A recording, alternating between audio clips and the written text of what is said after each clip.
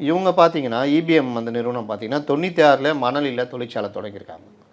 அதுக்கப்புறம் 2017-18 அந்த தொழிற்சாலையை விரிவாக்கம் பண்ணியிருக்காங்க.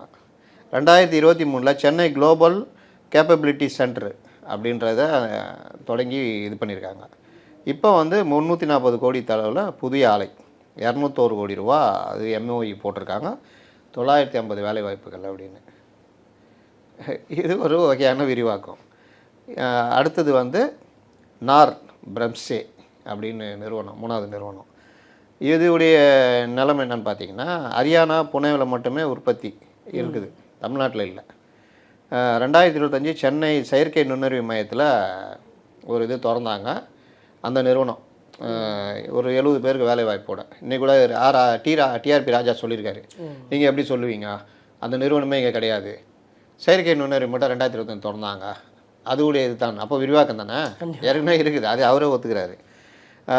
இப்போ வந்து செப்டம்பர் 1 வந்து 2000 கோடி ரூபா, இது மட்டும் தான் பெருசு. ஆனால் விரிவாக்கம் தான் இதுவும். ரயில் கதவு பிரேக்கிங் சிஸ்டம் உற்பத்தி 3500 பேருக்கு வேலை. இதுதான் கொஞ்சம் அந்த பிரம்சே மட்டும்தான், பிரம்சே தானே, ஆமாம், நார் பிரம்சே மட்டும்தான் கொஞ்சம் பெரிய இது. அது ஏற்கனவே இருக்கிறது தானே, ஏன்பா வாங்கப்பா இங்கே அப்படின்னா இங்கேயே லோக்கலில் ஒரு கேப் போட்டே வந்துடுவாங்க. இதுக்கு இங்கேருந்து ஜெர்மனி போயிருக்காரு. இதுதான்